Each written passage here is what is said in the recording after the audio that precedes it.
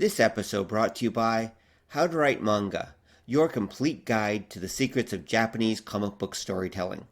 Available wherever fine ebooks are sold.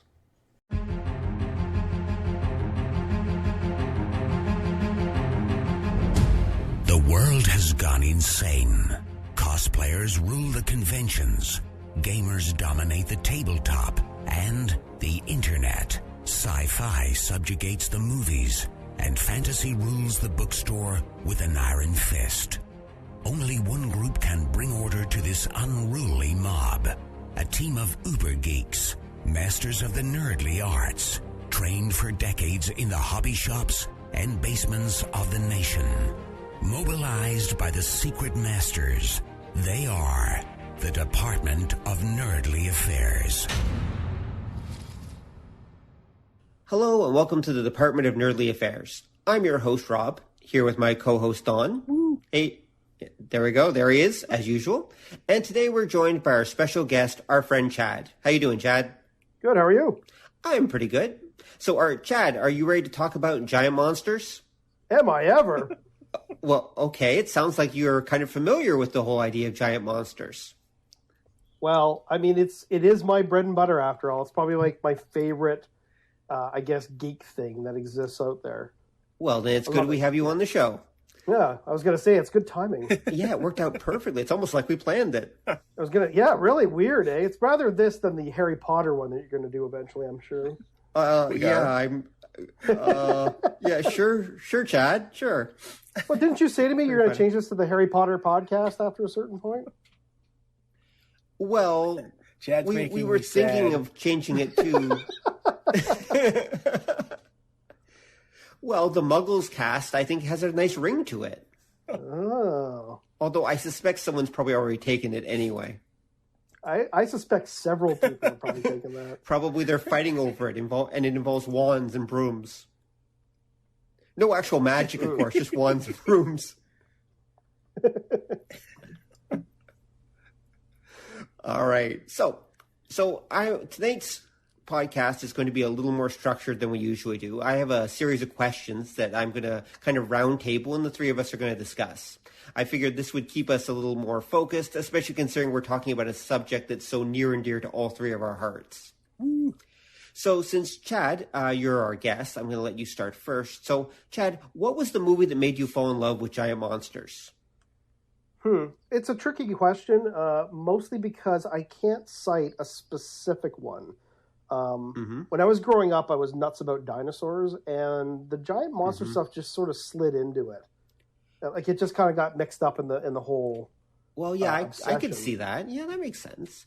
Right, so I can't pinpoint. Like, I can remember certain films obviously having a lot of resonance. Like, I remember watching the original King Kong and stuff like that and thinking that was great. But I can't point to one where I was like, this is the definitive film that switched it over, because it wasn't a switch. Right, there was it was just a gradual evolution in your case. Yeah, it's almost like, it just was like a big sort of hodgepodge that all just took place at the same time, right? Huh. Well, no, that makes sense, especially when you think about the way kids' brains work and everything, I guess. So how about you, Don? What was the movie that made you fall in love with giant monsters? It's funny, I kind of hit the same destination as Chad, but the opposite way, because I like monsters and dinosaurs kind of fell into that. Okay. I don't remember what the earliest one was, but when I was about 2 or 3, I very distinctly remember seeing the original Godzilla. Mm-hmm. And at the end, when they killed him, spoiler alert for a, what would that be, like 60, 70-year-old movie. More than that. Yeah, I remember when they killed him at the end, I cried for weeks. Really? Yeah, I remember that very, very clearly. Well, the nice thing is that even though he dies in the first film, he gets better. Well, yeah, but I didn't know that. Wow, you remember that from when you were like 2 or 3 years old? It was really traumatic for me, yeah. Wow, because my first giant monster movie that I remember I was around 7. And I remember seeing, Chad, help me out here. The movie where Gamera gets like raped and impregnated by another monster. Which one is that? That's Gamera versus Jigger. Okay, Gamera versus Jigger.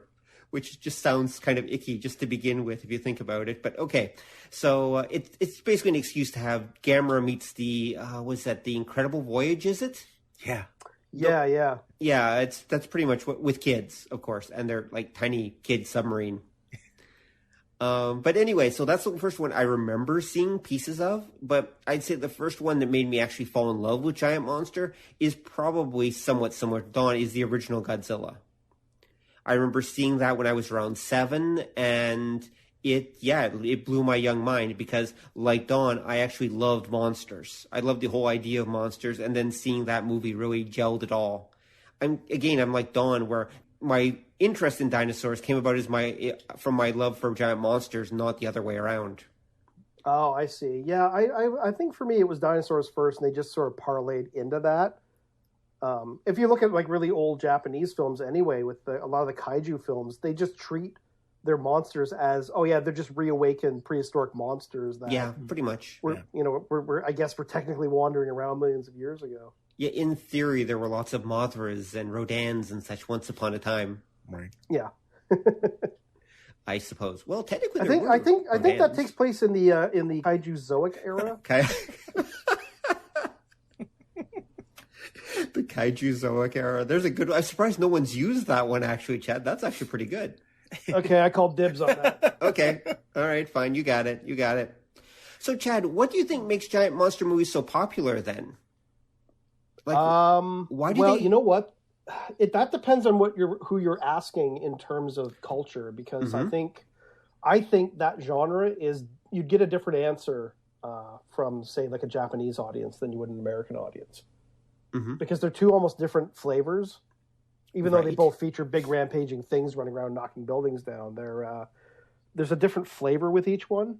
Okay, but there's definitely an international appeal that kind of goes with a human psyche kind of thing, isn't there? There is. But I guess what I'm getting at is that in Japanese culture, like, their mythology has giant monsters in it. True. You can cite like a half dozen of these giant things that, it's just, I think it's almost like a weird extension of that. We don't kind of have that to the same degree with our mythology. Like, the closest thing you'd get to that would be, like, say, Norse mythology. They got some giant stuff in there. Right. Well, we've got dragons. Yeah. I mean, dragons are kind of universal. Well, except the funny thing is the idea of dragons being enormous is something that only happened in later pop culture. If you look at old, like medieval portrayals of dragons, they're not big. They're about the size of a horse, or so. Yeah. It's only later on did they get kind of blown up to become, more intimidating. That makes sense, actually, because I'm thinking back to, was it Sir George and the Dragon? Yeah, the dragon's the size of a sheep. Yeah, I remember that. Yeah, I was disappointed when I found that I was a kid. It's like, that dragon's only the size of a sheep. That's not very scary. Dude's just beating on an alligator. Well, it's a sheep that can rip your face off. Okay, fine. It has a long neck, but... Sorry, Don, what were you going to say?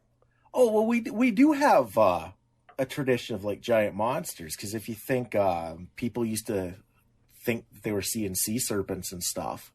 Oh, that's true. Yes, that's true. That's true. And then back in the Bible, they mentioned Behemoth and Leviathan, which are big giant monsters. That's true. That's true. Yeah. Giant monsters are actually biblical. Think about that. They go back further because Gilgamesh was, the bull of heaven that Gilgamesh kills, and then that's why the gods want revenge on him and all that. That was supposed to be a big giant kind of monster bull. Yeah, like you see a lot of it in like a lot of other cultures, like Greek mythology has like a ton of it. Yeah. And like I said, a lot of Asian mythology, they have them too. But it's funny because when you get into the sort of European stuff, it slows down a little bit. Yeah. You'll get like say in Norwegian mythology, you'll get like giant trolls, but they're not that common. It's mostly most of them you're right, except for the Norwegian trolls. Most European stuff is pretty human-sized for the most part. And even the Norwegian trolls, the giant ones, they'll mention it, but you don't see a lot of it in their stories. You'll see it here and there, but not to the degree that, like, it's ingrained kind of in there. You know what I mean? It's more about people relating to them on a one-to-one level. I think they were something that existed on the outskirts, and most people, of course, hadn't really encountered one of these things because, well, spoiler, they don't exist. So therefore, I think they they were included in like legends of far off places, so to speak, or corners of the realm, as opposed to something that we'd find in the middle of the realm. Yeah. No, actually, they were pretty ingrained in their culture. Like it was almost. I think it's one of those things that's like a lot of mythology with monsters, or they're more there to being a good church going citizen. So you don't go into the woods at night, or because remember, if you know anything about their actual mythology, like trolls avoid churches. Yeah, that's right. They do. Yeah, so. And apparently power lines. If you go by that Troll Hunter movie. Exactly. But the ancient power lines, that's how they kept them under control. Yeah, that's right. Actually, there's a weird one. Would you consider Troll Hunter probably the best European giant monster movie? Of the ones I've seen, there might be ones we're not sure of, but yes, I love that film. Yeah. It's fantastic. I mean, the only thing I could think of there's Gorgo, and of course there's Repitilicus, which I'm sure will come up later. Was there any other European giant monster movies besides them and Troll Hunter? Conga. Well, there was also Repitilicus. Yeah. Repitilicus, yep. Yeah. It's one of my favorites. Yep, mine too. And I think that's kind of it. Yeah, there aren't a lot. But one of the problems with the genre is that it unfortunately in a lot of cases is inherently expensive, which is why you don't see a lot of it. When you have like a foreign film company that doesn't have millions and millions and millions of dollars to play around with, they just don't make them. Or they do, but they're just not that good. I.e. Reptilians. Yeah. or my favorite of the Western cheesy giant monster movies, The Giant Claw. Mm-hmm. Is that the one that culminates in the giant crab that just sort of sits there? Oh, no, it's the one with the giant, wooden marionette. Sorry. I'm sorry. You're right. I got my wires crossed. I was referring to a movie called I think it was called Island Claw. Okay. Oh, okay. And it's a giant crab at the end. It just sort of stands there, and someone pokes it in the eye and kills it. Okay. Sorry, the giant it's attacking claw. people throughout the movie or something? No, it was part of that whole nature gone amok genre that was kind of big in the late 60s and 70s. Oh, okay. Yeah, it was kind of like a one-off entry in there, and it was forgettable. But no, whereas Giant Claw, sorry, that ain't forgettable. That thing's fantastic. It is, especially if you, because I know the story with that was the company that was supposed to make the actual monster prop sublet that to a company that did like kid shows, and that's why last minute they get this monster, and it's just horrible marionette. Like you can tell, it looks like the host from a kid show kind of thing. Well, it was sent to Mexico. Yeah, that's what I heard. And it's funny because the rest of the movie is like really serious and fairly well done. It's not a great movie, but the cinematography is not bad. They do a decent bit of setting things up. Some of the sets, like when they find the print, it's crushed like half a house, and it actually looks really good. And then the monster itself shows up, and it's like they spliced it in from a totally different movie. Yeah, there's a weird story, which it wouldn't surprise me if this was true, that even the actors themselves didn't know what this thing looked like until they went to the premiere. Yeah. And one of the actors, I think it might have been the head actor, like pretty within about 15 minutes of that thing showing up, like just left and went to a nearby bar and got hammered. Right. I would too. Although it's funny because people cite that thing. If you've seen that when you were really young, that thing is actually kind of creepy. The weird antimatter bird. It's got these kind of weird googly eyes and big teeth, and there's just something unsettling about it. I don't think it was intentional. It's because it's a bad design, right? But, yeah, I think that's one of those movies that is almost screaming for someone to go back and actually fill in the special effects sequences with something that looks half decent. I think that would almost be a worthwhile project. But you know what's funny, though? It's because it's so terrible looking is what sort of sets it into the people's psyches. Yeah, you know what I mean? Like, if it was kind of standardy looking, you might forget about it. That's true. It's not a great story. It's okay acted. Yeah, okay. I see your point. Like, there's certain giant monster movies that are so oddball that it's what makes them...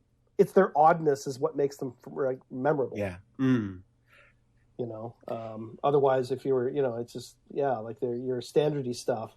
you kind of forget about it. Like everyone, it's a good movie, but like for example, 20 Million Miles to Earth, which was that one Harryhausen movie where they bring back a Venusian that once it gets into our atmosphere gets really, really big. And it's a great little movie, but a lot of people don't sort of remember it.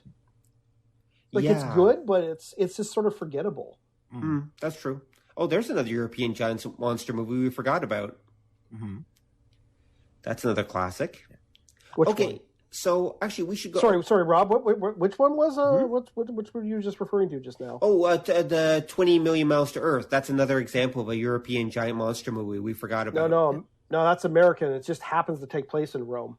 Really? Is it American? Oh yeah, yeah. It's Harryhausen. Harryhausen did that thing. Yeah, but he worked for everybody back then, so. Well, no, they used to shoot stuff overseas because it was cheaper at the time. That's why, like, for example, is it Jason and the Argonauts is, I think, shot in Spain for the most part or something because it was cheap. But it's definitely a Hollywood film.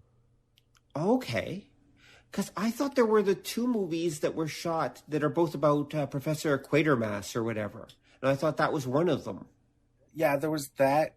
There was... Because there were 3 movies.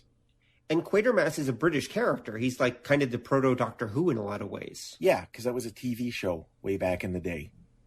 Right. And I thought you said there's 3 Quatermass movies? Yeah, 3 of the Quatermass movies. Yeah. But I can't remember what the other 2 were. Quatermass in the Pit, and there was Quatermass and... that's a good question, actually. Because they're not called that. They changed the names for the American ones. Because that's what I thought happened. I thought that 20 Million Miles to Earth or whatever that is, whatever. I thought that was one of the Quatermass movies. That's just, it's a British film, and that's the American title for it. Yeah. No, it's not that. You might be confusing it with, wasn't there a British Blob movie that's one was of them. about, is that one of them? Yeah. Okay. Oh, I can't remember the name, though. Okay, well, we'll put it in the show notes. We'll figure it out eventually. It's okay. I'm actually going right online right now because now you got me. Yeah, because now this is one of those monster trivia things we have to get right.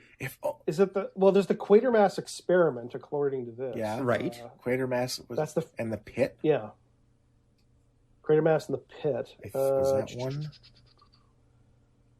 When I was a kid, I always thought it was Quartermass. I never realized there wasn't an R in there. Yeah, yeah. Is this the one about the blob, the Quatermass experiment? Because I thought it is. One of them. Yeah, I thought the one with Ymir was one of the Quatermass movies. But okay. Yeah. No, it isn't. It's its own thing. Huh. Okay. Oh well.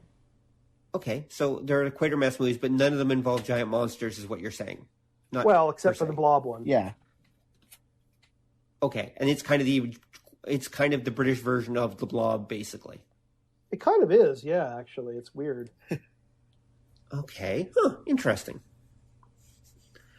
Okay, we'll have to look that up sometime. All right, so back to what we were talking about then. For Americans, what do you think makes giant monster movies so popular? Well, it depends on what area you're talking about. Yeah. Because I think for a time... They were kind of the flavor of the month back in the Atomic era. Yeah, definitely. So, it was an easy way to have like a big thing running around, and it was kind of like, here's what happens when you screw around with radiation, right? Right. It shifted from that. It sort of once that died off, that whole kind of like atomic horror thing went away. It came back slightly with when Ecology Gone Amok films got popular. Yeah. Right. You see it come up with stuff like Food of the Gods and Island Claw. Mm-hmm. And then it kind of went away again. And now I would say, like, if it shows up, it's sort of taking it sort of jumps into either nostalgia. So, like, for example, you see the Godzilla remakes because everyone knows who Godzilla is now, right? So it's only a matter of time before someone wants to remake it. But you see it now; it's almost like part of an effects bonanza. That's kind of what taps into it now because you can do these. Well, not entirely. Remember, there's all those sci-fi original movies. Every second one of them, giant piranha versus Sharkdo Megapus or whatever. Right. Well, that's all cheapy straight to video stuff. And by the way, there's not much giant monsters in them. If you ever watch those things, the monster stuff's pretty brief. Just like the last Godzilla. Oh! Yeah. Yeah. Well, someone did point out that the original Godzilla, you only see him for like 12 minutes, is it? It's something. Actually, a lot of the Godzilla films are like that. Oddly enough, he's not in them a lot. Yeah, but they're not 8 hours long, and then we spend all the time with our quote unquote hero and his kid.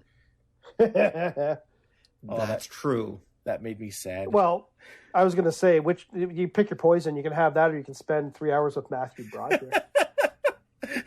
Those are my only choices. Pick your poison. Wow. But okay. Well, okay, Don, how about you? What do you think makes giant monster movies so popular? At least for Americans anyway. Well, I think Chad's hitting on something, and I think I know what the missing component is, because here they're not that popular. Mm-hmm. Like, they kind of come and go, whereas, like, Japan especially, there's always somebody's doing a giant monster something. Mm-hmm. And I think it's because in Japan, they tend to make the giant monster a character. Mm-hmm. Whereas here, they're sort of a circumstance. Okay. Can you explain? Yeah, because Japan, you'll get like Godzilla and Gamera and Red King and the Ball Pan, and here you get them and the Beast from 20,000 Fathoms and the Giant Behemoth and the Giant Claw. Like, they're not, they don't have an identity other than it's some weird animal thing. Right. That's true. Well, the only American one that has an identity is really King Kong. Yeah. And even then, it was supposed to be a one-off. They just kept dragging out. Yeah. Zombie Kong. Franken Kong. Son of Kong. But Don's right. Like, if you look at even how monsters are treated, you compare it to, say, like an American giant monster versus a Japanese giant monster. The Japanese giant monsters are sort of treated as almost like natural things. Like, they're actual creatures, Mm-hmm. like not like an elephant. They're just really, really huge. And it's almost something that kind of transcends being like sort of a problem of the week. Mm-hmm. It's hard to describe what I'm getting at here, but it's like an American giant monster is something that you can just kill once you figure out its Achilles heel. Right. The Japanese ones, not so much. It's almost like trying to blow up a volcano or something, which is often, interestingly, why you see a lot of Japanese giant monster movies where they use a natural disaster to get rid of them, like they dump it in a volcano or something, because it's the only other thing that can sort of take it out is another nature. Yeah. Yeah, more or less. I mean, that's why you look at that film Destroy All Monsters. You can't kill them. The best thing you can do is round them up and keep them in one spot. I hadn't thought about that. And that's why you see that even reflected. Yeah, and you see it even reflected in that 98 Godzilla film that was done by TriStar, where, Godzilla's this thing that you can just kill. It's just moving so fast until you get it in your crosshairs and kill it. Right. Right. Yeah. So he's more of a nuisance. Like Matthew Broderick. Yeah. Very true. Very true. Interesting. Okay. So yeah, they're kind of like bigger than life kind of things over there, whereas it's just a different sort of, I guess, a different way of looking at them here. They're just, like they're kind of something to be kind of conquered or killed, and then we just move on to the next thing, right? Okay, I can see that. I can see that they would definitely... there's definitely a different approach between the American one, where they're a monster, and the Japanese one, where they're a force of nature. Yeah. And that definitely makes sense. I would actually take a slightly different approach than either of you. All right. I actually think a little more psychologically. I actually tend to think of giant monsters as just being power fantasies. And I think that's one of the reasons why little kids, especially little boys, get into them so easily, because they fit in the same mold as the Hulk does, or sometimes the werewolf, or other representations of like male power fantasies and male destructive impulses kind of let amok, let loose. We want to feel powerful, and we view the giant monsters as kind of our surrogates, destroying the cities we'd love to do. And I think that's why young boys especially take to them. At least that's my take on it anyway. And that's why it transcends culture. Okay. I could totally see that, but I think if you talk Japan, they have another caveat that fleshes out your theory, which is why they have it a little more than us for the giant monsters. Well, yeah, the whole Hiroshima thing. Well, not just that, but I mean the idea of the monster's power fantasy. Mm-hmm. Whereas we had superheroes, like you mentioned, the Hulk, they had Ultraman. Mm-hmm. Mm-hmm. That's true. Who fights giant monsters and is technically a giant monster himself. Yeah.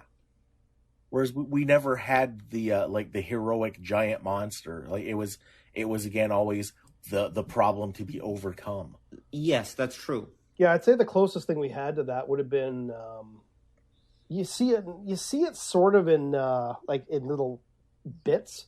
For example, oddly enough, in cartoon form, there was a 1960s King Kong series where he was kind of like the good monster. Yeah, but that was Yep. was co-done with Japan too, though. So It was. It's true. That's very true. And then we also had the animated TriStar Godzilla series, which kind of went back to the heroic monster. Actually, there was also the Hanna-Barbera Godzilla series too. Mm-hmm. And if you go back earlier, there was I think it was Hanna-Barbera did Moby Dick. Yep. And you might even make the argument that Frankenstein Jr. was kind of the same idea. Wait. It was. But he's also, but again, he's crossing a little bit into that superhero territory. Right? Yeah. Plus, it's more of like a Gigantor kind of thing. So, Hold on a sec. There is a Hanna-Barbera Moby Dick where the giant white whale is a good guy monster? yeah. And he hangs out with like two kids. You're kidding. No. It's pretty short-lived. That's probably why you didn't heard of it. Yeah, because it was part of one of those like adventure hour kind of things. Right. And But Moby Dick hangs out with human kids and like beats out like evil sea monsters. Yeah, basically. More or less. And pirates. Okay. I just want to make sure I understand this. And pirates. Of course, pirates. Just like Godzilla battles cattle rustlers. Yeah. That's an obscure Godzilla reference. If anyone gets it, 2 points. And then they solve mysteries. I would have gotten away with it too if it wasn't for you kids and that whale.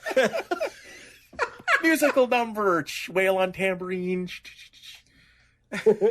Oh, the 60s. Oh yeah, I never remembers the scene where the werewolf chases the two kids and the whale and they dress up like barbers to confuse them.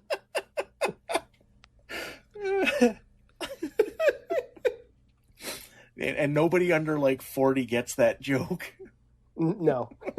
No, not at all. Oh my God. That's pretty good. Actually, this ties into my next question I was going to toss out to you guys then.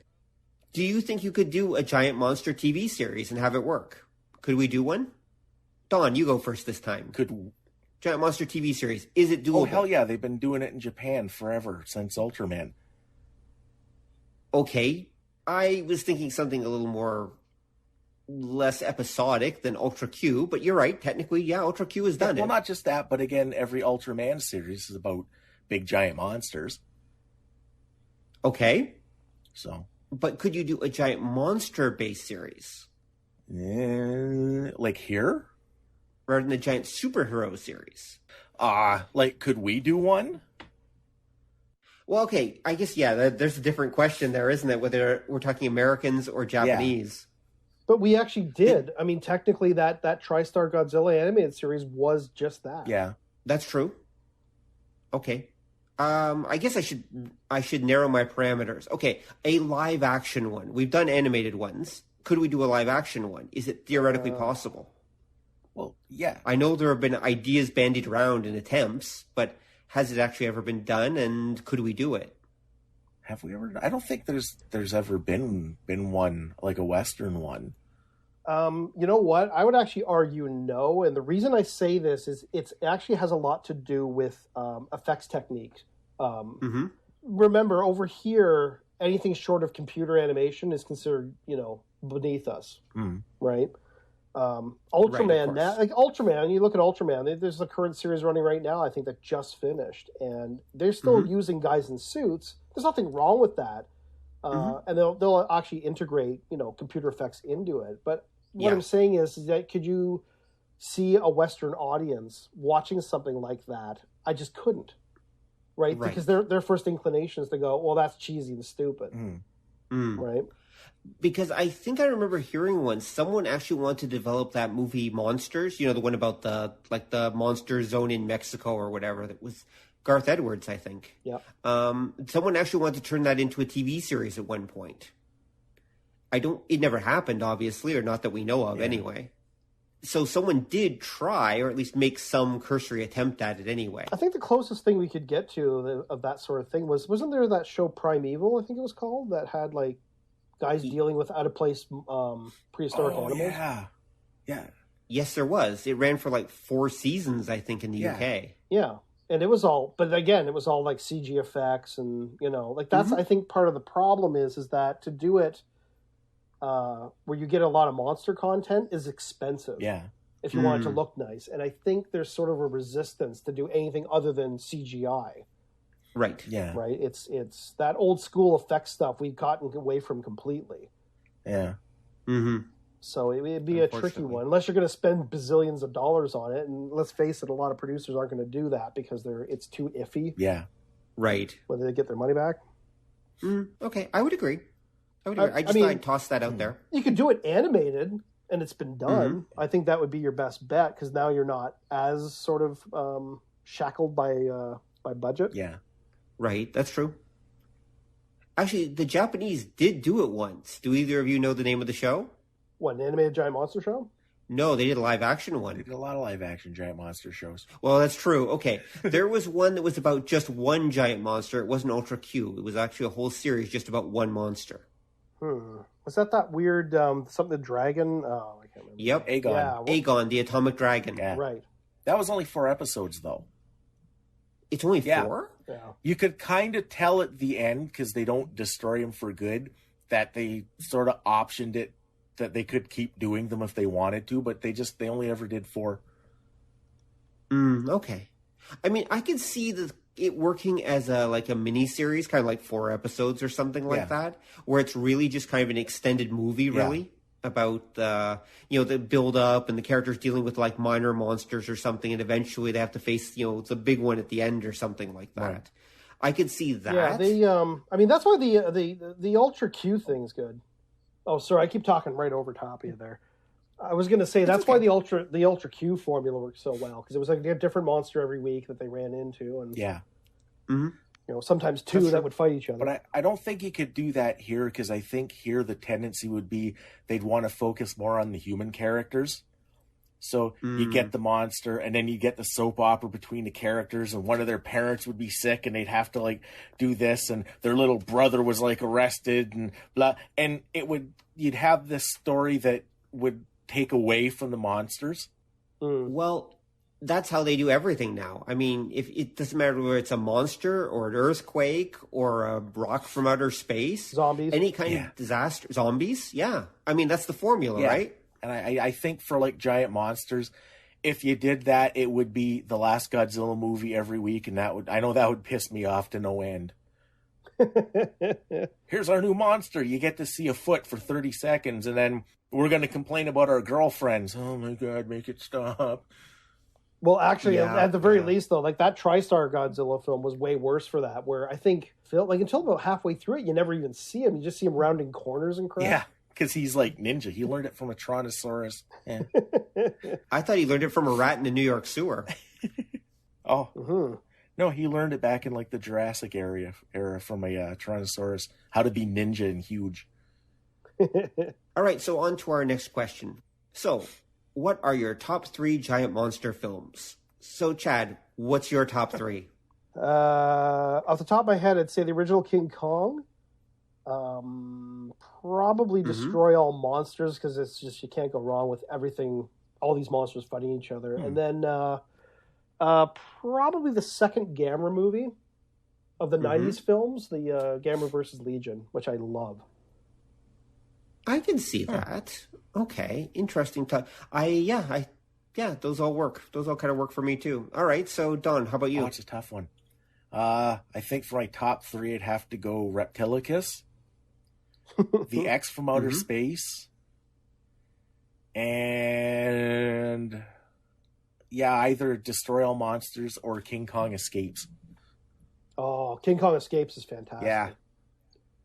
I don't think I've ever actually managed to sit through it. I mean, I watched it in pieces, but I've never actually managed to sit through the damn thing. Or maybe I did as a kid and I'm blocking it out. It's almost hit this sort of cheesy, campy ape. Like it's almost like a perfect storm of cheesy campiness. Yeah. Like it's unapologetic. No. Like it's unapologetic in what it is. You know? No, it's not. Well, it's an extension of the King Kong cartoon, literally. Yeah. So it's just a live action version of it. So I guess, yeah, King Kong Escapes is pretty high up there. That's true. Evil Doc. Oh, and you also have the guy that does Boris Badenoff's voice, providing the voice for the main bad guy. So yeah, it's awesome. Yeah, Evil Doctor Who. Mm-hmm. The evil Doctor Who. Yeah, you have to specify that. Even the ratty costume that the Kong costume they use, which I swear to God, it's like a they told someone who'd never seen a gorilla in their life. They sort of described it to him, and then he made the costume. Like it has this kind of awfulness that's just beautiful, and yeah, it's a great movie. Okay, Don, why do you like the X from Outer Space so much? I like the monster. Like it's this weird thing with Okay. a spaceship for a head. Like I'm all about the monster. I don't care about the stupid human parts, and I just want to see a weird monster. That's why I like Repitilicus too, because it's not a very well done film, but the monster's weird. It's weird looking. It has weird powers. They film the shots of the monster really odd, and I just enjoy that. Yeah, I was going to say the monster's powers fluctuate depending on which version of the film you see. Yeah. Wait, Yeah, because there's multiple versions of Reptilicus? kinda, yeah. Are we talking different dubs here? What? Well, in the original Danish version, it flies, but the flying shots were so terrible that in the American version, they took those scenes out and replaced it with the thing spitting like acid spit. Yeah. Yes, I've seen that shot. Yeah. Yeah, that was not in the original movie. No. And the flying scenes don't look any worse than the rest of the film, really. So I don't know why they bothered to cut them. Oh, those just weren't good enough. They were too cheesy for the rest of the No, film. they weren't. Yeah, really. If you've seen it, no, they weren't. Okay, that's interesting answers, Don. You know, I really did not expect those three films to be... Well, okay, I expected Destroy All Monsters because, of course, that's one of my top three, too. It is any Giant Monster fan. If Destroy All Monsters is not one of your top three, you're not a real Giant Monster fan. That's just the way it works. My other two would probably be Godzilla 1954, the original Godzilla, which I've always had a great love for. And I actually kind of have a tie for my third one. Okay. I'm either The Beast from 20,000 Fathoms, which I've always been very, very fond of, or the original King Kong. My runner-up, probably number 4, would be the same Gamera one as Chad. Yeah, because the Heisei Gamera ones are awesome. Yeah. Especially the second one, I agree. Yeah.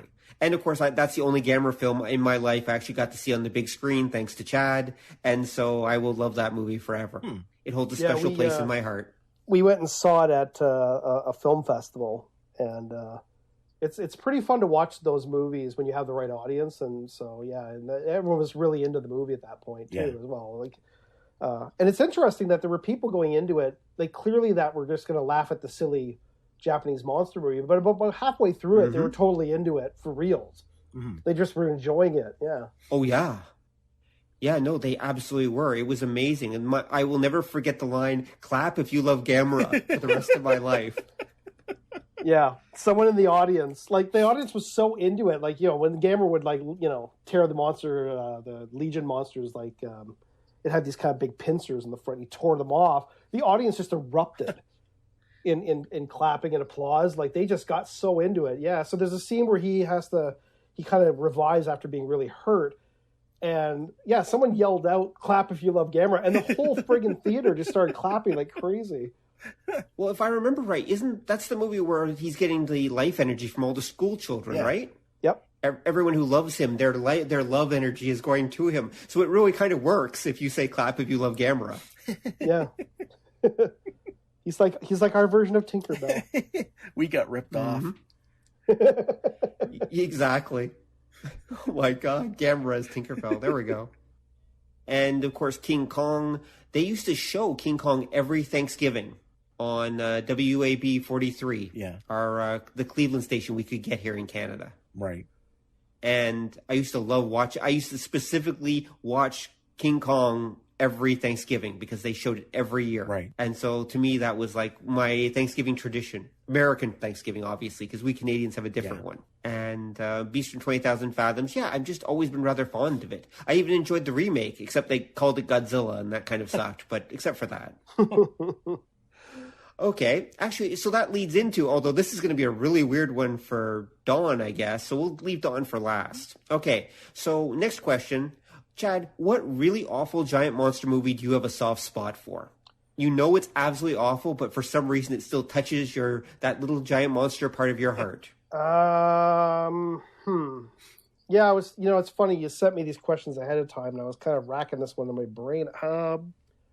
You know what's weird is I'll actually cite Son of Godzilla. Really?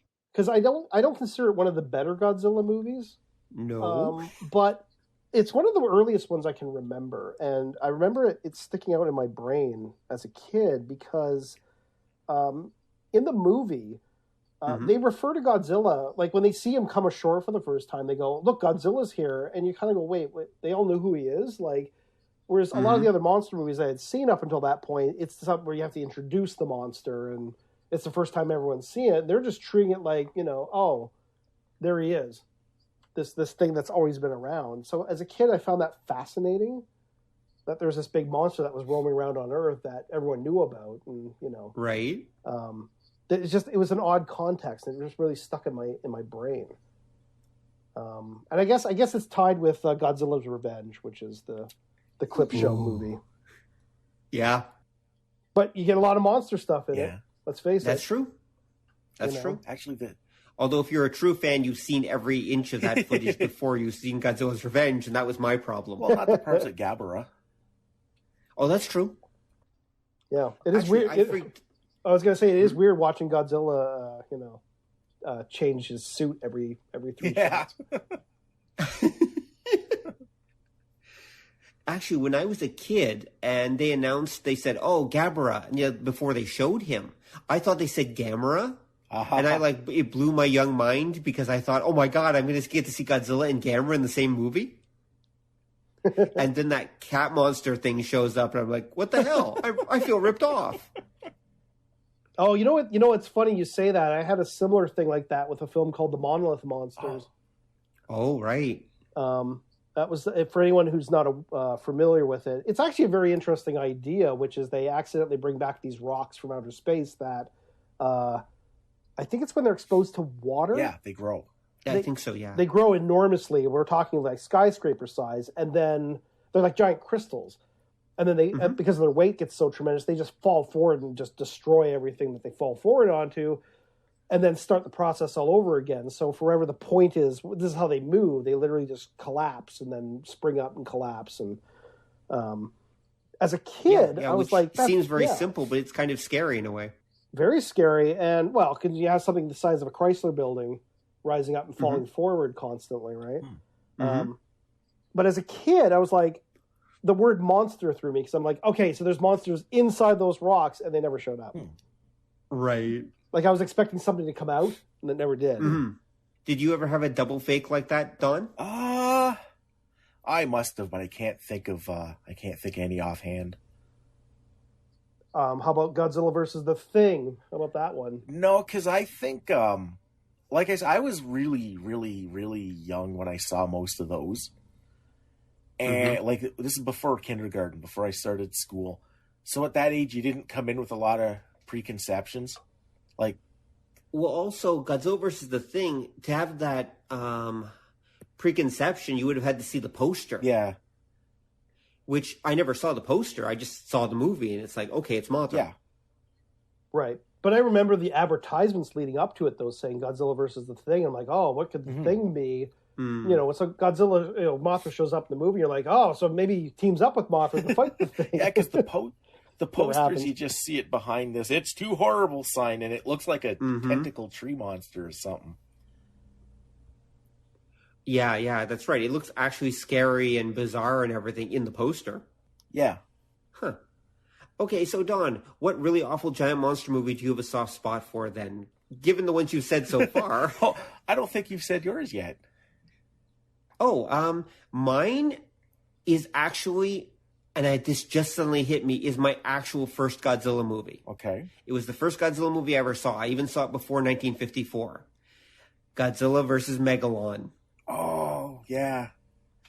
And that will always have a soft spot in my heart.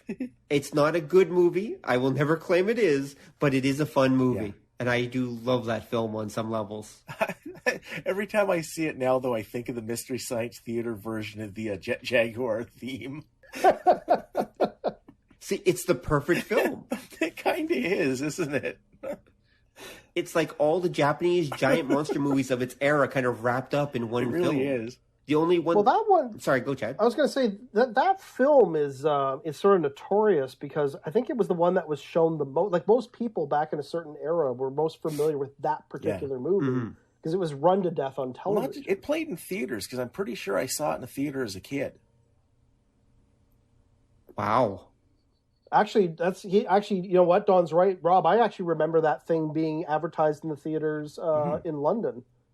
You're that kidding. one rep theater we had actually was running it. Huh. The New Yorker, I believe it was called? Yeah, the New Yorker, but the New Yorker was a repertory cinema. Yeah, but it also played like weird stuff on the side. I remember driving, because I remember as a kid driving by it in a car and seeing that poster and going, wait, there's a Godzilla film playing here? Yeah. Yeah, because that and Terror of Mechagodzilla. The only Godzilla movie I remember ever seeing, what a coincidence, Don, actually, Terror of Mechagodzilla, or Godzilla versus the Bionic Monster, as I think it was called. Yeah, like that was the only one I actually saw TV ads for as a kid. That's the only one I actually remember theatrical ads for. Okay. Because that and Godzilla versus Megalon were shown around here. And I do remember the TV ads in that, because I was living on Campbell. I guess your TV was just cooler than mine. So, yeah, okay. So that's, Godzilla versus Megalon would definitely be mine. I mean, there's a couple others. I have a soft spot for Repitilicus, too.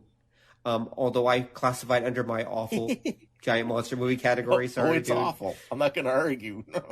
So there's that one. You know, Godzilla's Revenge and Son of Godzilla, I just never liked. I never liked them as a kid, and I still don't like them today. Although, if you see the Japanese version of Godzilla's Revenge, it's not that bad. Okay. Wait, you took the time to watch the Japanese version of Godzilla's Revenge? Yeah, I was picking up, there was those guys doing, what was it, the Master Edition for the Godzilla films, where you'd get, like, the original Japanese version and then the American version. And that's one they did. And yeah, if you see it, I think probably because the English one had such goofy voices for everybody. So the kid was irritating and Minya talked like he had some kind of, like, birth defect or something. So... Does Minya still talk in the Japanese one? I can't remember if Yeah, he does, but he's voiced by a woman. Is it? Yeah, I think it is, because I can remember, like, a weird kind of voice that it wasn't as annoying as "I'm a monster" voice that he had in the English one.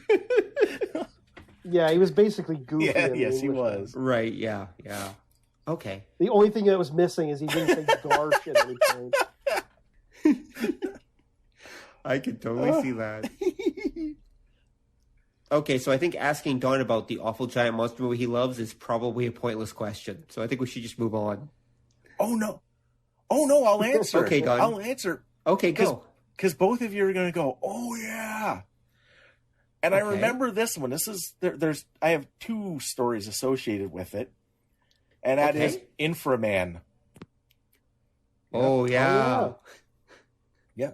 If you should ever find yourself trapped in a block of ice, see that. with Okay, fourth go. and sixth rockets. What are your two stories? Yep. The first one was I got the a catalog for a place called Cosmic Connections back in the day, and they imported Japanese model kits. I saw the ad in a comic book, and I remember ordering specifically, hoping that they had a model of that spider monster.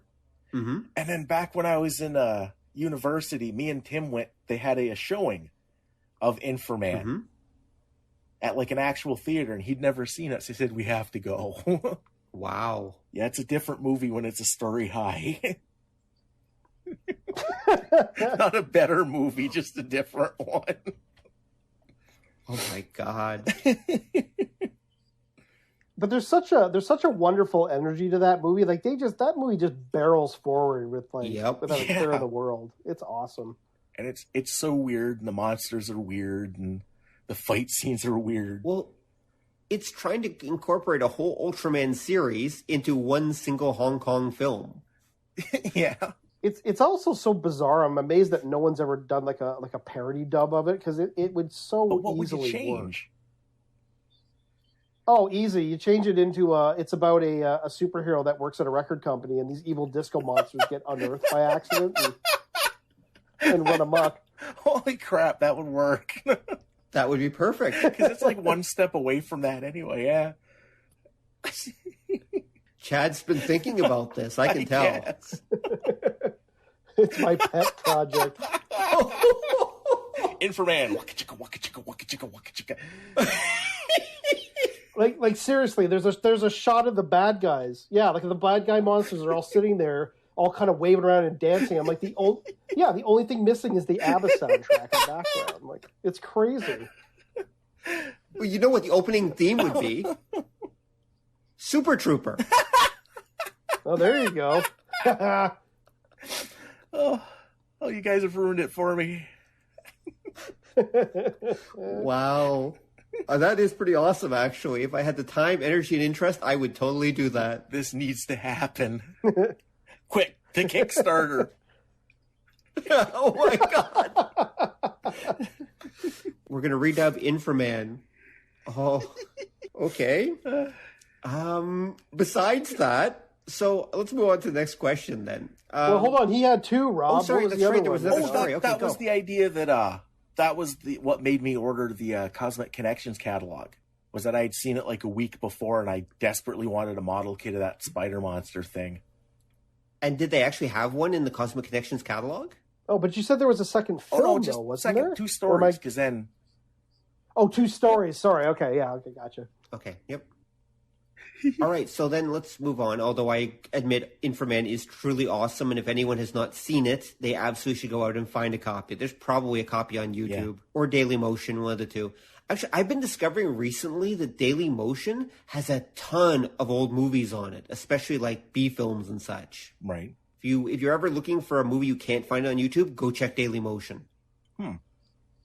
Actually, so does YouTube. You just have to know where to look. True. Yeah, that's true.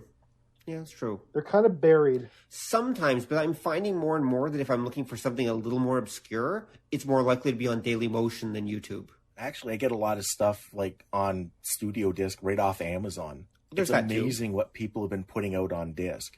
You know, I think there's like an Inframan special collector's disc, isn't there? I've got the import from Hong Kong for mine. But I remember a few years ago, some Inframan fans actually put out a special DVD of it, like a restored DVD. I don't think Blu-ray, but like some kind of special disc version. I shall have to go look for that. Yes, you should. Because Inframan's one of those ones that, I should definitely see again. I haven't seen it in many years, and yeah. It brings together all the best elements of Shaw Brothers Kung Fu films and Ultraman and all in one film. Okay, so speaking of which, besides that, what do you think the future of giant monster movies is, Don? Property damage and a lot more stuff from Japan. Okay.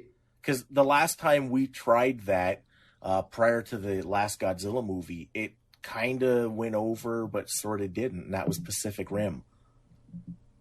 Right, yeah, which did okay. We just learned actually yesterday that Pacific Rim 2 is either on hold or canceled, apparently. Yeah, because they were going to do like 3 of them right out of the gate, and then I don't think audiences here quite knew how to take it. And that's why they said, well, it's got like property damage, and that's cool, but I don't know about the rest of it. Yeah, I know, which is a truly sad day. But the legendary Godzilla did well. So apparently they're doing another Godzilla, and apparently they're also doing a Godzilla versus King Kong. That'll take up like about 3 minutes of movie time. I hope the heroes all have kids that they're trying to get to go to sleep, because I know I'd love to see 2 hours of that instead of monsters fighting. Yeah. That'd be great, where they go like, look, it's Godzilla and King Kong, and the guy turns where? And they're already gone. Don't give them ideas. Well, I know they were supposed to do 2 more Godzilla movies, and is the King Kong versus Godzilla like part of that? It I wonder, might be. Actually, I don't know. There is the Legend of King Kong, which is the thing that leads up to that fight. Right, and I thought they were doing Skull Island. I thought it was called. I thought it was the Legend of Kong. I can't remember what it's called now, but yeah, there is a King Kong movie coming out, which then segues into King Kong versus Godzilla. So apparently, he's a much bigger Kong than we're familiar with. Lightning. Apparently, yeah. Because lightning, there we go, solves everything. It's hard to say. I mean, Don's right. I think the most of it you're going to see is going to come out of Japan. Like, it's just this genre that is so specialized over here. You know what I mean? Like, it'll kind of make little appearances here and there, but it's not like something that, like, say, zombie movies, which, you know, have kind of ingrained themselves as a big genre. Also, partially because they're cheap to produce. Right. And people love them. Well, I mean, these days people love CGI disaster porn. Right. And what does better CGI disaster porn than a giant monster movie? Yeah. But the problem is we're also hitting this sort of point now where every kind of disaster thing, you've seen it. You know what I mean? Like, there's only so many ways you can show buildings toppling over that people go, well, I saw that already in that movie with The Rock where there was the big earthquake, right? Like, this is what I mean, where you sort of reach this point of like, well, what else do you do with it? And I can see audiences here get kind of sick of it. I know. I have a solution. What we're going to do is we're going to combine giant monster movies and superhero movies. And we can get, there's this guy who's like red and he grows to a giant monster size and he fights them. And that'll be the future. And maybe we can have Godzilla versus this guy and we'll call him, what's a good name for him? Mega Man. There we go. Mega Man versus Godzilla. That's what I think the future is. But, you know, Colossal Man. Muscle Man. But, you know, I'm only half joking because A, there isn't a certain nostalgia for Ultraman, and I wouldn't be surprised if we see something like that.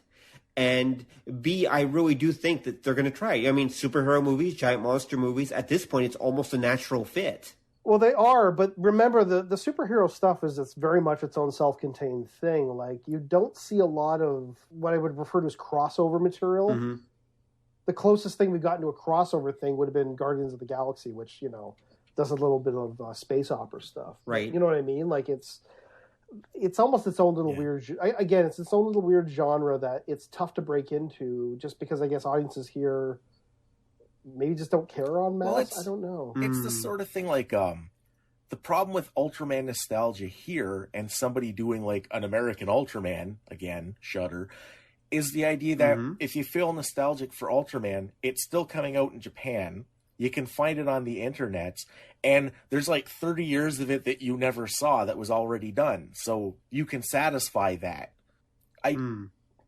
Actually, Don, you just tapped into something there as well, is the fact that, again, with Ultraman specifically, remember, we have I guess in North America, what you could call an effects snobbery mentality, which is, well, no one dresses up in suits. That's stupid. Because remember when they did that Ultraman series here, that last one, it was almost done like a joke. Ultraman Powered? Yeah. I think that was the one, yeah. That was the American one they did in the late 90s, and it kind of sucked. Oh, no, wait. I think he's talking about Ultraman Tiga, where they gave it basically a joke dub. Oh. Kind of. Which sucks because Ultraman Tiga is probably my favorite Ultraman series, and if you take it straight, it's actually a really good one. Well, that was the time it came out, too. Like, I do think that Chad's right, that I don't know if I'd call it snobbery as much as inertia, that you get used to certain things in a certain way, because it does make sense that the disaster porn is popular. We've seen every disaster you can, except a giant monster shows up and does something. So it would make sense, but for some reason, nobody's been able to make that leap where you produce like the Western giant monster movie that everybody just loses fluids over huge. Right. Maybe that will be Godzilla versus Kong. I have my doubts. Because even I do too. Even like the remake of Kong, the 8-hour long one there, it did pretty good, but it didn't do like huge good, and that was very American all around. Right. Like it's actually, I thought that thing performed well. It just critically, it wasn't liked. Yeah, it did well, but it didn't like blow everybody's mind. And for the money they spent, it would have to have done damn well for them. Like that's why it took so long for them to contemplate a sequel. And only by pairing Right. him up with after like the Godzilla thing came out and that did okay, and they said, maybe there's a market. Mm-hmm. Yeah, that's what I mean. Like, there's almost this kind of, well, we'll make more giant monster movies, but with the recognizable stuff. Like, no one after Pacific Rim is going to take a chance and come up with something that no one's seen before. That's true. Yeah. Because now they're going to get paranoid that it'll get compared to like a Pacific Rim or whatever. You know, so it's right. I think it's just a different flavor that people have attached onto here. You know, and because at the same time, what's weird is Jurassic World came out and made a gazillion bucks. But it's that dinosaur idea that people can kind of, they were kind of for now. real, remember, so the next generation of dinosaurs are going to be, so the next generation of the next Jurassic World movie, remember, the dinosaurs will be all these like genetic creations that will be more like monsters than dinosaurs. Yeah, and I'm wondering if that goes over, if that would be your bridge, that after that you could then look at doing a proper American kaiju film, because everybody would then have their in by saying, oh, well, it's just like Jurassic Universe, so that's okay. Yeah, you're right. It almost needs this weird thing. Yeah, because that was right. When you look at Pacific Rim, the thing that has always kind of blown my mind about reviews of it is that everybody kept saying it was a stupid movie, and it wasn't. Everything that happens makes perfect sense within the film. Mm-hmm. But first, it was like people were trying to find reasons to not like it. Yeah, and those same critics would turn around and go, "Yeah, but Transformers, that was okay." Yeah, and really? that's what I mean. Mm-hmm. That it's like snobbery maybe, but again, inertia. That this is something that's a little different from what they're used to, and they don't have that psychological in that will let them go, "Oh, it's like this," and then you could get on with the actual flick. Mm-hmm. Yeah, it's. Again, I think to build again on what you just said, Don, it's because there's this sort of preconceived opinion of, say, kaiju movies from Japan, which is, well, they're goofy and you're not supposed to take them seriously. It's tough to then sort of try and create an American version of that because the audience has already got this preconceived opinion going in. I mean, it certainly had that with Pacific Rim because, yeah, as you said, a lot of people are like, oh, it's so silly. Right? When it's like, it's no less silly than any other of these friggin' movies coming out. Like, again, but, where I could see them doing well would be if you take a spin on the subject matter and do something kind of outside of the norm with it. And I'll give you an example of an idea I always thought would be really cool. Is you do it an old shipfaring setting, like old Spanish galleons and whatnot, and there's a team of people that literally go out and kill sea monsters to keep shipping routes open. Like something like that, where it's like it's different enough that they can't attach anything to it. Going, oh, it's just like a Godzilla movie, whatever. Right. It's it's the idea of that. Oh yeah, when they back in the day when they had to, those old scrolls and old maps you see where they have big monsters on them. Well, those are all real. But there was guys that would specifically go out and kill them to keep the roots clean. So make it period giant monster movies.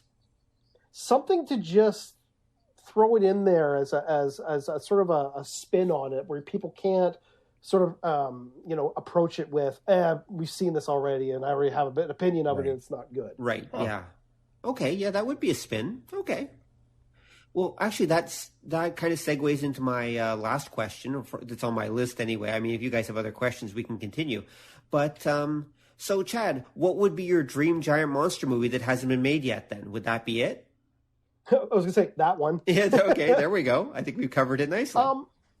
I actually have always thought what would be fun is in the vein of those Sharktopus type movies was to create like a series of these kind of like giant monster straight to video things and have it culminate in a Destroy All Monsters team up type deal. Mm-hmm. That would be pretty fun. Okay. I can see that. I'm amazed that Roger Corman actually hasn't thought of this yet. Well, they kind of did. That's why they do the team up movies with like Sharktopus versus Giant Pteranodon or whatever. Right. But what I'm saying is, a Pteranodactyl. But the thing was, is there we go. They're all, again, it's that same American approach, which is it's a one-off. Right. the monsters either end up killing each other or one kills the other one, and that's kind of it. Whereas what I'm saying is, I think that's the key difference with the Japanese stuff is that because the monsters are treated like these kind of almost like embodiments of nature, you can just have them. Yeah, of course they just kind of come back. Right. Interesting. Okay, so Don, how about you? I think just because I'm a completist, I'd like to see some of the old like Godzillas and Gamera films that didn't get made that they were planning. Like Gamera versus Gara Sharp would be good. That'd be Godzilla versus the Devil, I would have liked to have seen. That would have been impressive, yes. Actually, you know what movie I always wish they would have made a sequel to, because it really would have, it was easy to do, was War of the Gargantuas. Yes. Yeah. Like I always had in my mind what would be so cool as a sequel to that would be like, what happens when the Gargantua cells, which then grow into new monsters, and depending on what environment they're in, they change. Like, what if like all those cells just got loose all over the world, and so you get like an Arctic Gargantua and like a tropical Gargantua, and and there's almost like this sort of it's like an apocalypse setting where these things keep like popping up, and it's almost like it's like this Armageddon of these things that are just kind of going berserk all over the world. Ooh. And the last remnants of humanity can live in this city with giant walls, and they can like have this gear that lets them swing around like Spider-Man. How about that? Yeah, I think your idea is awesome. I don't think that's been done before. Although that would be a good way to do your series of movies that culminates with the big showdown between all the monsters. True. Yeah. Okay, I can see that. For me, I would have to say probably Godzilla versus Gamera. I think a real final Godzilla versus Gamera movie would be awesome. That's the one they should be making, not Godzilla versus Kong. Right. It's true. Although I think that one's going to have to come out of Japan. Oh, yeah. But I think we will. I think we will see Godzilla versus Gamera in our lifetimes. I bet we will. Once Toho and Daiei are both bought by Disney, it'll be easy. Exactly. Then they can fight Spider-Man. Oh, there you go. Oh, yeah, that's true. You know, it's funny. I was thinking to myself, the only other thing that way you could actually have giant monsters come back here is that if you embrace what people's preconception is, which is to make it purposely campy. Like I could almost see like stuff aimed more towards kids, right? And then you get a sort of that's kind of the way maybe it might come back. I could see something like almost a Pixar giant monster movie. Yeah, see, that would be a way to do it too, right? Like Big Hero 6, except they're really big heroes. Yeah, but that's what I mean. Yeah, like you almost did like a Big Hero 6 take on Ultraman. That would be fine. In fact, that's the kind of thing that would get it started. I agree completely. I think the problem arises when you try and hit this thing seriously. Yes, like that, you know what I mean. Just people's sort of opinions of it are not good. So you almost need some sort of bridge. Yeah, I think so. I mean, it's just such a high concept. I think that a lot of people it's that extra level of fantasy. So I think they have trouble swallowing it as adults anyway. I think I'd still go. I don't think you're wrong, but I think again it's inertia because you had a generation that wasn't really exposed to too much of that. Although now that they're doing like the Power Rangers movies, we'll get the dark, gritty Power Rangers. That might be a sidewaysly way of getting that kind of done. Yeah, they're already producing it, if I remember right. I think we're going to see it for like end of this year or beginning of next. So we'll see how that one goes. Probably not very well, but we'll. And then we'll they can fight Matthew Broderick. That would be too much, man. That would be a true horror film. I was gonna say, I thought you just want to scare kids. Screw the kids. Well, and then actually, I thought about that with Gamera. Is the way you would bring them over here would be again to make almost like a Disney show out of them. To make it not so serious, where it's you almost embrace kind of the silliness of the character. I don't know, like it's that I could see that being a way to do it. In a way, yeah. Well, that's kind of what Gamera the Little Brave yeah. wasn't it? No, it was pretty straightforward. Oh, okay. It's because of his design in that movie, because he kind of looks kind of rounded and cute. But no, it's a straight ahead monster movie. Okay. But something maybe along those lines where, yeah, like you really introduce the sort of it's certainly, I'd say the least horrific of a lot of the Gamera movies, because they can get pretty dark. Right. Yeah. Oddly enough, for kids films, like I think Rob, you and I have discussed this before, where it's like, yeah, they were like bloodier than any Godzilla movie of the same time. Oh yeah, monster blood everywhere. Yeah, it was weird. The monsters would kind of eviscerate each other, but I think that might be a route to go, perhaps. I don't know. I just can't think of any other way to sort of... You almost have to embrace like that people's kind of bad opinion of it, and do a little bit of a spin to make it more acceptable. Okay, well, on that note, I'm afraid I'm going to have to bring this meeting to a close. I think that's actually a good spot to stop.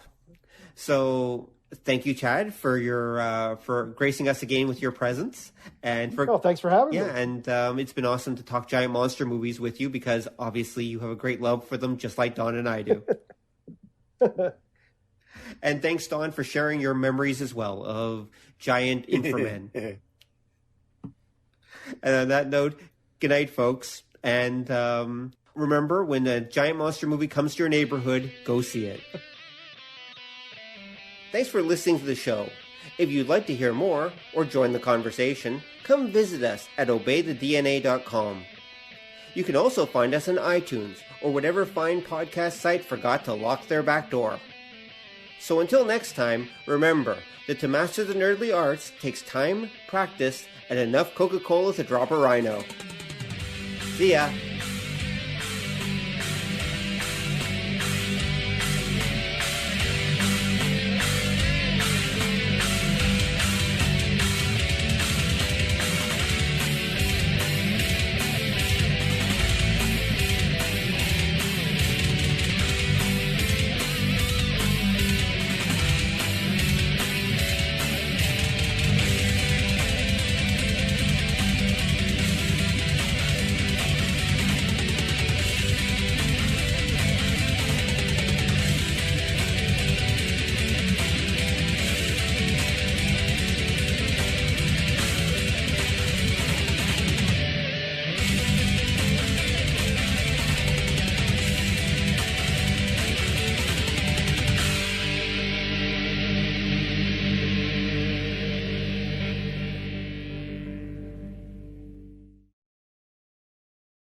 Come on over and join the conversation at obeythedna.com, where you will find show notes and more.